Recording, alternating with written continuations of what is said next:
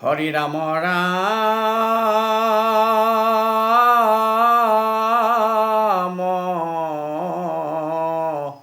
ৰাম ৰাম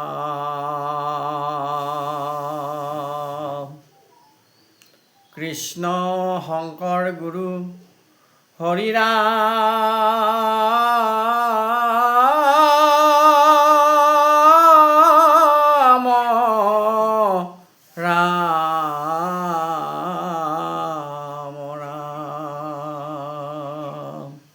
কৃষ্ণ কৃষ্ণ কৃষ্ণ সদাৰ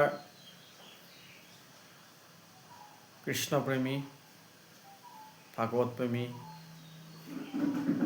বাপ বান্ধৱ ভকত বৈষ্ণৱ আই মাতৃ সমস্ত বুৰণ বুৰণ গজন ভ্ৰমণ চানিমুঠি জীৱৰ মংগলৰ অৰ্থে প্ৰভু তোমাৰ অমান নাম সমকীৰ্তনৰ যিটো অনুষ্ঠান আমি এই চেনেলৰ যোগে চলাই আছোঁ আমি সকলোৰে ওচৰত প্ৰাৰ্থনা ধৰিছোঁ আপোনালোকে আমাক এই চেনেলটো চলাই নিয়াত সহায় কৰিব আৰু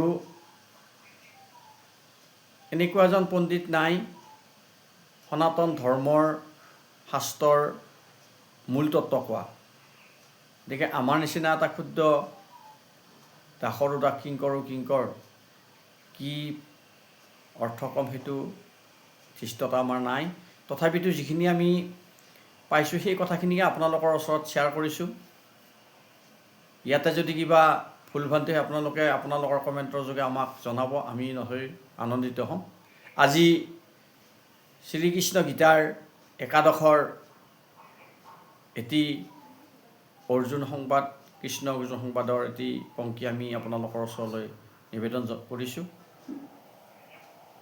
কুৰুক্ষেত্ৰ যুদ্ধৰ পাক মুহূৰ্তত কৃষ্ণ অৰ্জুনৰ ৰথৰ সাৰথি হোৱাৰ যিটো প্ৰতিশ্ৰুতি প্ৰদান কৰিলে আৰু সেই প্ৰতিশ্ৰুতি মতে তেওঁ 18 দিন যুদ্ধ কৰিলে কৰি কৌৰৱৰ নিচিনা বিশাল সেনা যিসকল নেকি ভীষ্ম দ্ৰোণ কৃপাচাৰ্য অশ্বত্থামা দুৰ্যোধন দুঃশাসন কৰ্ণ মহান মহান বলিয়ান বীৰকো ধৰাশায়ী কৰি দিলে আচলতে এইটো কৃষ্ণৰ কৃপা অৰ্জুনৰ ৰথৰ সাৰথি হোৱা হেতুকে পঞ্চপাণ্ডৱ জয়ী হ'ল এতিয়া মূল কথা হ'ল আমি কৃষ্ণ অৰ্জুনৰ ৰথৰ সাৰথি এই কথাটোকে আমি আজি অকণমান ফৈহাই আপোনালোকৰ ওচৰত নিবেদন কৰিব বিচাৰিছোঁ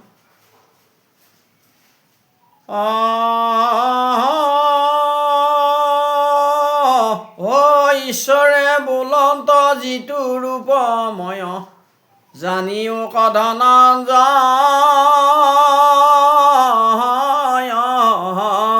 ব্ৰহ্মা ৰুদ্ৰবাদী যত দেৱগণ ও কাল চক্ৰে ফুৰাবই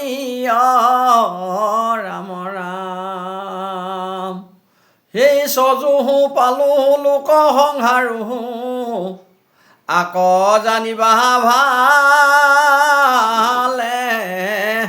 দণ্ড পল কৰি আয়ুনিও হৰি ও লোকে মোক কাল বোলে ৰাম ৰাম পূৰ্বত বুলিলা কাৰ ভংগ জয় তহা তাহাৰো নজানো তত এবে ধনঞ্জয় কাৰ ভংগ জয় দেখিও তুমি হাইখা ৰাম ৰাম ভীষ্ম দ্ৰোণ কৃপ দুৰ্যোধন দেৱৰা দুৰ্জয় পুন তাহাক অৰ্জুনে তাত পৰে বাছেই কো ন ৰাম ৰাম সমৰে উঠিয়া ৰাজ্য কলভিয়া যশ কলভিও ইয়াত যিহতু প্ৰধান আগে লৈলো প্ৰাণ অনিমিত্ত হুয়ুক মাত্ৰ ৰাম ৰাম। এতিয়া কৃষ্ণৰ অৰ্জুনৰ ৰথৰ সাৰথি আৰু প্ৰভু ভগৱন্তৰ কৃপাত আমি এই মনুষ্য শৰীৰ ধাৰণ কৰিছোঁ। ক্ষিতি অপতেজ মৰুদ্ভূম 24 তত্ত্ব সকলোৱে লগ লাগি এই প্ৰভুৰ কৃপাত শৰীৰটো গঠিত হৈছে। আৰু এইখন এখন ৰথ বুলি কৈছে আৰু এই ৰথৰ মূল সাৰথিজন ভগৱান কৃষ্ণক আমি কৰি ল'ব দিছে। কৃষ্ণ ৰথৰ সাৰথি হোৱা হেতুকে যেনেকুৱাকৈ পঞ্চপাণ্ডৱে কুৰুক্ষেত্ৰ যুদ্ধত বিজয় মুকুট পিন্ধিলে, আমিও সংসাৰ যুদ্ধত বিজয়ী হ'ব পাৰিম যদি আমি কৃষ্ণক এই দেহাটোৰ সাৰথি কৰি ল'ব পাৰোঁ। কৈছে দেহাৰথ ঘোঁৰা মন ইন্দ্ৰিয় প্ৰাণ সেনাগণ বিষয় অৰণ্য সংসাৰৰ চিত্তবুদ্ধি ধনুবান লোভ মোহ অনুসন্ধান ভোগ যে মৃগয়া ভুলাতা। তুমি জীৱ ৰূপ ধৰি দেহগোটৰ ৰথ কৰি সংসাৰৰ প্ৰৱৰ্তয় যিটো অন্তৰ্যামী ৰূপে মই সবাকে চলাওঁ মই তোমাৰ সাৰথি এই সেইটো। অন্তৰ্যামী তেওঁ সাৰথি আৰু তেওঁ আমাক চলাই থাকে। এই কথাখিনিকে অৰ্জুনৰ ওচৰত একাদশ অধ্যায়ত অৱগত কৰিছে।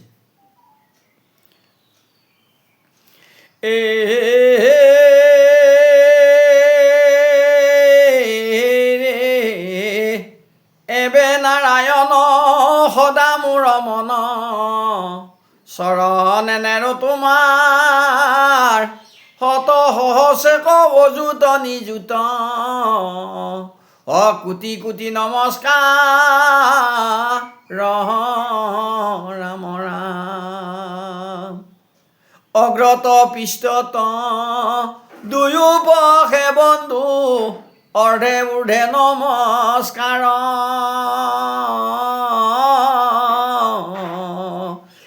তুমি মাত্ৰ সত্য জগত ব্যাপক এক ব্ৰহ্ম নিৰাকাৰ ৰাম ৰাম। তোমাৰ চৰণে পখিলো শৰণে সৰ্বভাৱে নমস্কাৰ ভজিবা মাত্ৰকে মুখ্য পদ দিয়া আত্মা পৰ নাহি যাৰ। দেখা কেনে থান আমাৰ অজ্ঞান মিছা অহংকাৰে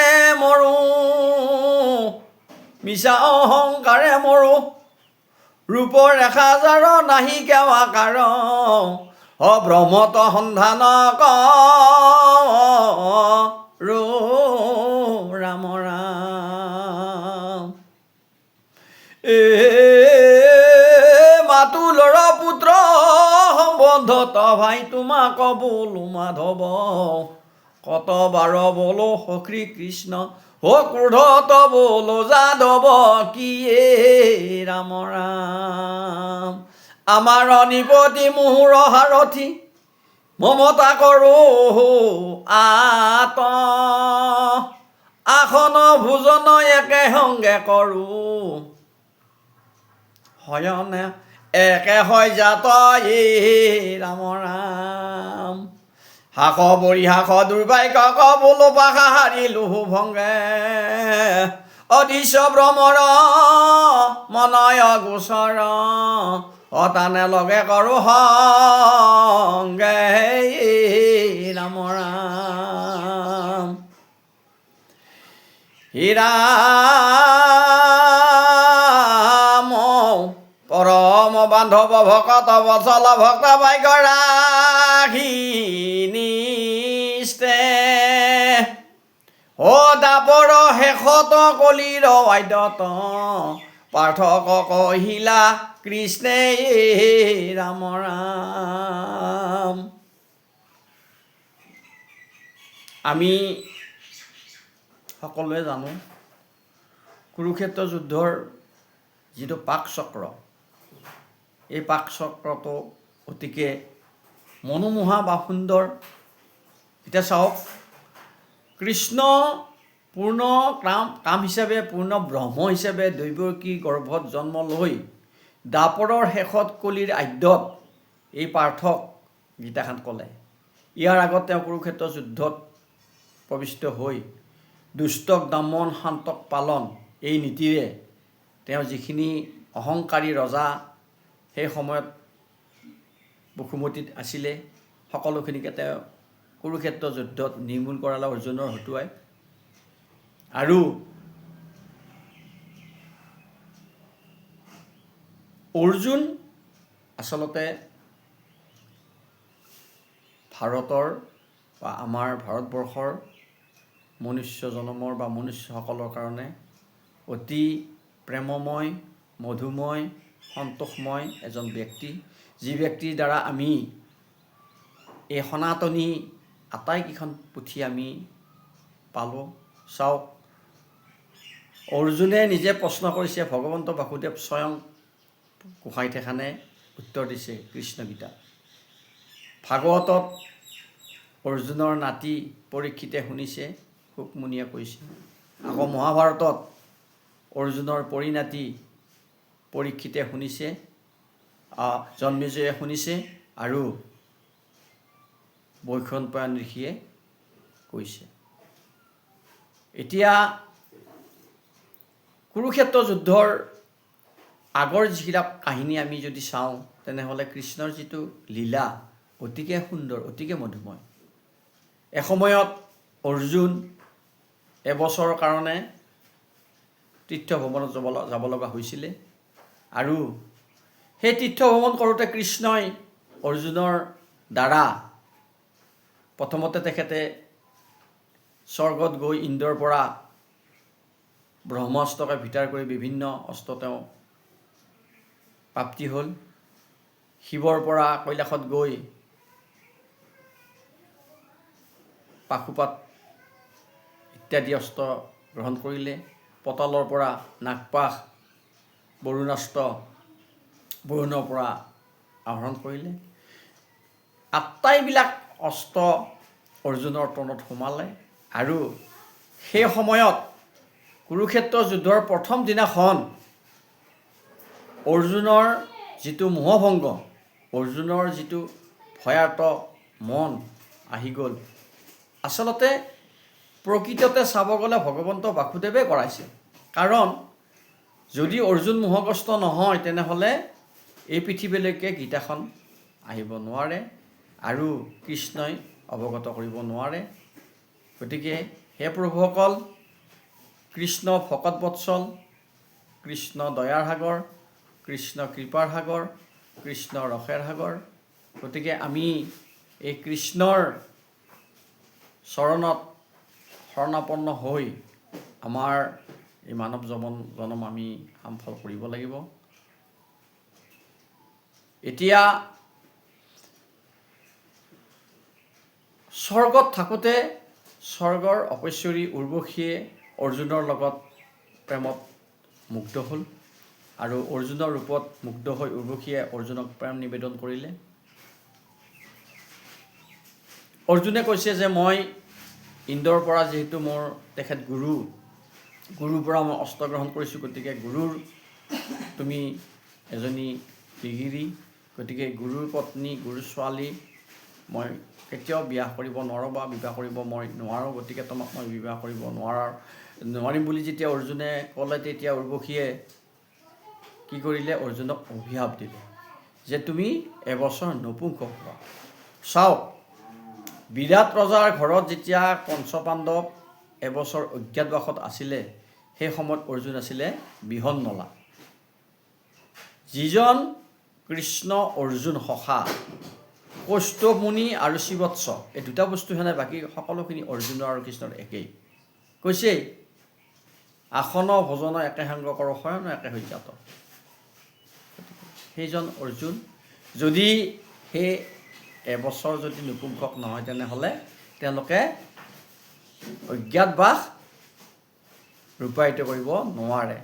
আচলতে ভগৱন্ত বাসুদেৱৰ এইবিলাক একোটা পৰিকল্পনা আমাৰ কাৰণে আমি যাতে এই বিনন্দীয় সৃষ্টিত থকাকে দিন অতি সুন্দৰভাৱে থাকিব পাৰোঁ, তাৰ কাৰণে তেওঁ আগতে এইবিলাক পৰিকল্পনা কৰিছে বা প্লেন বনাই থৈছে। এইটো আমি সকলোৱে জানো। এতিয়া ৰাম কৃষ্ণ, বলৰাম আগৰ ত্ৰেতাত বলৰাম আছিল লক্ষ্মণ আৰু কৃষ্ণ আছিল ৰঘুনাথ। সেই সময়ত লক্ষ্মণে ৰামচন্দ্ৰৰ আজ্ঞা পালি গোটেই জীৱন অতিবাহিত কৰিলে। আৰু লক্ষ্মণ বৰ্জনৰ আগমুহূৰ্তত লক্ষ্মণে ৰামক কৈছিলে যে দাদা, এই জন্মততো মই তোমাৰ আজ্ঞা পালোতে মোৰ জীৱন শেষেই হ'ল, কিন্তু মই অহা জন্মত কিন্তু মই তোমাৰ আজ্ঞা নাপালিম, মই তোমাৰ জ্যেষ্ঠজন হ'ম। আৰু সেই কথাখন ৰামে কৈছিলে তথাস্তু। এতিয়া সেই বলভদ্ৰেই হৈছে কোন? লক্ষ্মণ। আৰু কৃষ্ণ হৈছে ৰাম। পৃথিৱী ভাৰ সংহাৰণৰ কাৰণে আদি নিৰঞ্জনৰ আজ্ঞাত নৰনাৰায়ণ হিচাপে আহি এই পৃথিৱীখন তেওঁ বৰ ধুনীয়াকৈ সুন্দৰ কৰি কুৰুক্ষেত্ৰ যুদ্ধৰ পাছত আকৌ তেওঁ যদুবংশ ধ্বংস কৰিলে। যদুবংশ ধ্বংস কৰি তেখেত স্বৰ্গগামী হৈ সুন্দৰভাৱে যুধিষ্ঠিৰক ৰাজা প্ৰতিষ্ঠা কৰি তেওঁ স্বৰ্গলৈ গুচি গ'ল। এতিয়া তেওঁৰ যিটো গুণৰাজি, তেওঁৰ যিটো কৰ্ম, তেওঁৰ যিটো লীলামালা, সেই সকলক আমি প্ৰেম সহকাৰে, ভক্তি সহকাৰে, শ্ৰদ্ধা সহকাৰে শ্ৰৱণ কীৰ্তন কৰি আমিও আমাৰ এই জীৱনটো আনন্দিতভাৱে অতিবাহিত কৰিবৰ কাৰণে আমাক বাৰে বিভিন্ন শাস্ত্ৰৰ দ্বাৰা প্ৰভু ভগৱন্তই আমাক উপদেশ দি গৈছে যে ভগৱানৰ বাক্য ৰাখা আৰু আয়ুস বৃদ্ধি কৰা। ঠিক তেনেকুৱাকৈ এই কথাখিনি গীতাতো আছে। আমি আজিলৈকে ইমানে আমাৰ এইখিনি কথা আমি আপোনালোকৰ ওচৰত শ্বেয়াৰ কৰিলোঁ। ইয়াৰ পাছত আমি পৰৱৰ্তী সময়ত আকৌ গীতাৰ বিষয়ে বা ভাগৱতৰ বিষয়ে আলোচনা কৰিম।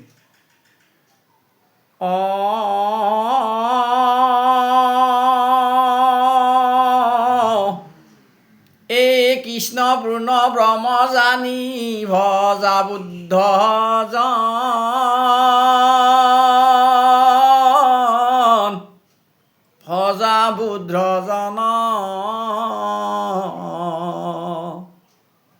অহৰ্নিশে নেৰিবা তাহাৰ স্মৰণ ৰাম ৰাম।